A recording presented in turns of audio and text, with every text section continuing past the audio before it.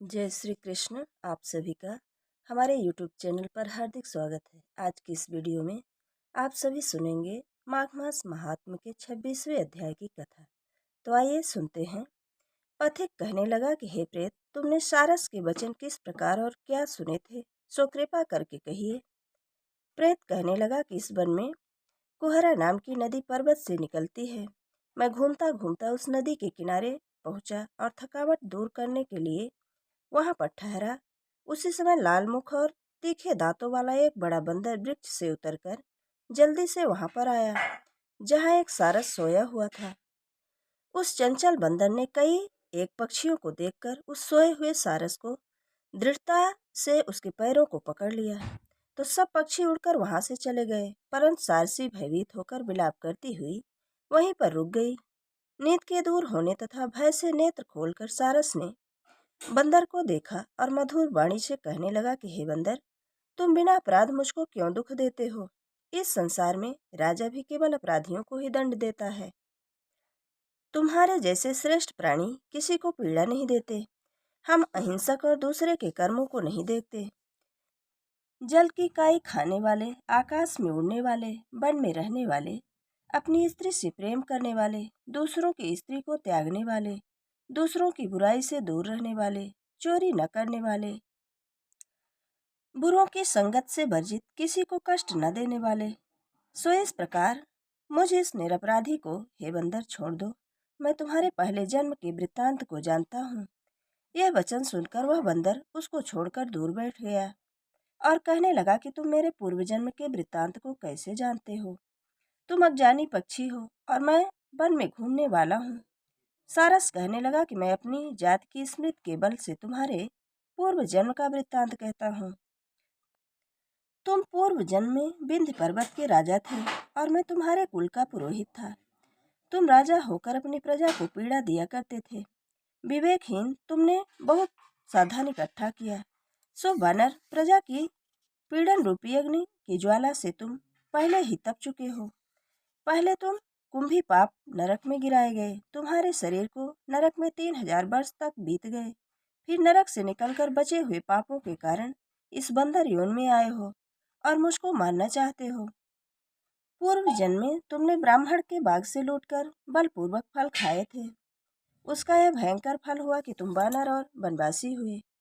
प्राणी अवश्य में भी अपने किए हुए कर्मों को भोगता है, उसको देखकर ही नहीं हटा सकता। इस प्रकार मैं सारस का जन्म लेकर भी अज्ञान से मोहित नहीं हुआ। इतनी कथा कहकर वानर कहने लगा कि अब ठीक हो जानते हो तो बताओ तुम पक्षी कैसे हुए। सारस कहने लगा कि मेरी दुर्गत का कारण भी सुनो। तुमने नर्मदा नदी के किनारे पर सूर्य ग्रहण के समय बहुत से ब्राह्मणों के निमित्त 100 ढेर अन्न के दान किए थे। मैंने पुरोहिताई में थोड़ा सा ब्राह्मणों को दिया और बाकी सब मैं हर ले गया। इन ब्राह्मणों के द्रव्य का अपहरण करने के पाप से मैं पहले कालसूत्र नरक में और फिर रक्त कर्टून नरक में, जहाँ बड़े बड़े कीड़े थे और रक्त तथा पीप से भरा हुआ नाभि तक नीचे सिर और ऊपर पैर किए हुए पीप चाटता हुआ उस दुर्गंध वाले नरक में कीड़ों आदि से काटा जाकर 3000 वर्ष तक यातना को भोगता रहा। मैं नरक में दुख का वर्णन नहीं कर सकता। फिर नरक की यातना से मुक्त होकर यह सारस का जन्म पाया, क्योंकि पूर्व जन्म में अपनी बहन के घर से कांसे का बर्तन चुराया था। इसको मैंने एक जुआरी को दे दिया।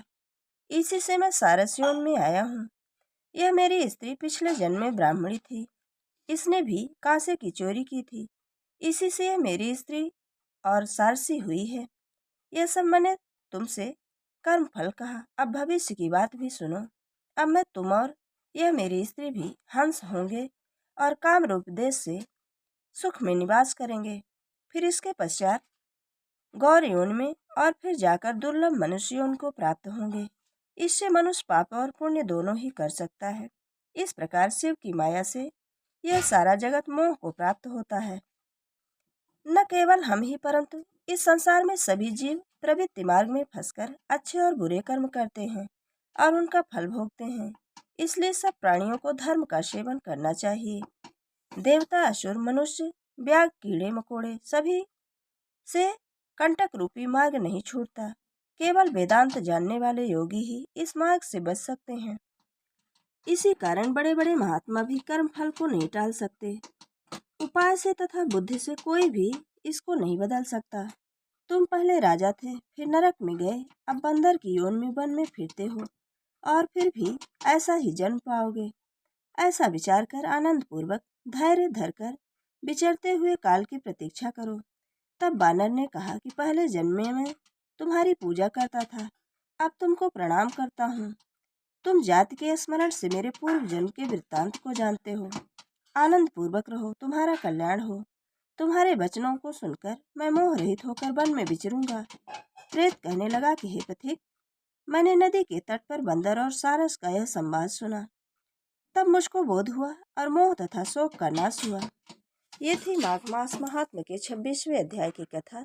अगर हमारा ये वीडियो आपको अच्छा लगे तो लाइक जरूर करें और मित्रों के बीच में शेयर करना बिल्कुल ना भूलें। जय श्री कृष्ण। धन्यवाद।